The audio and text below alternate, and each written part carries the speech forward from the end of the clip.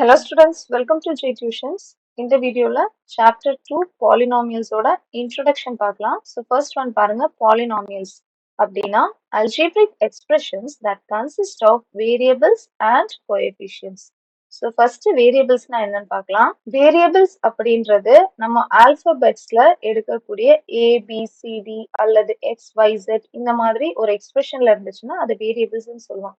ஏன் வேரியபிள்ஸ்னா அதோட வேல்யூஸ் ஒரு சம் டு இன்னொரு சம் வேரி ஆயிட்டே இருக்கும்.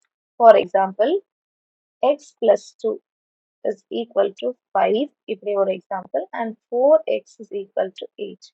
x இஸ் ஈக்குவல் டு 5 இந்த பிளஸ் டூ ஈக்குவல் டு அந்த சைடு போயிடும். So -2. x is equal to 5 -2 3 value வந்துருச்சு.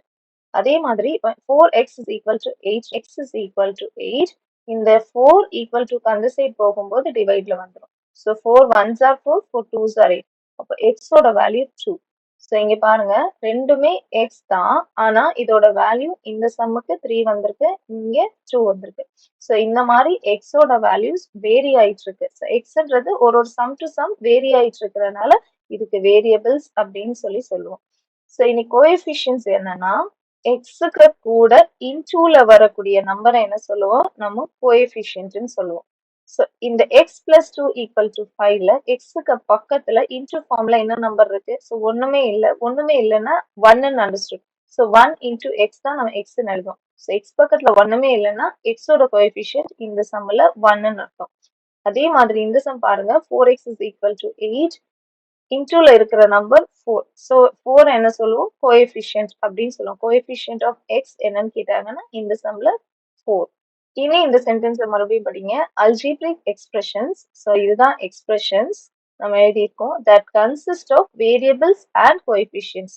ஸோ இதுல என்ன இருக்கு, வேரியபிள்ஸ் எக்ஸ் இருக்கு அண்ட் கோஎஃபிஷியன்ட் அது பக்கத்துல இருக்கிற கோஎஃபிஷியன்ட்டும் இருக்கு.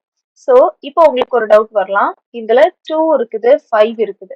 ஸோ இப்போ அந்த 2வை எப்படி எழுதிக்கலாம் அப்படின்னா 2x பவர் 0 அப்படின்னு எழுதிக்கலாம். எக்ஸ் பவர் 0க்கு என்ன வேல்யூனா எக்ஸ் பவர் 0க்கு எப்பவுமே வேல்யூ 1.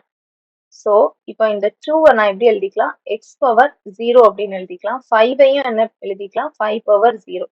இந்த எக்ஸ்பிரஷன்ல வேரியபிள்ஸ் இருக்கு. அதுதான் இந்த சென்டென்ஸ் சொல்லுது, algebraic expressions that consist of வேரியபிள்ஸும் இருக்கு அண்ட் கோஎஃபிஷியன்ட்ஸும் இருக்கு. இப்படி இருந்துச்சுன்னா அதை பாலினாமியல்ஸ்னு சொல்லுவோம்.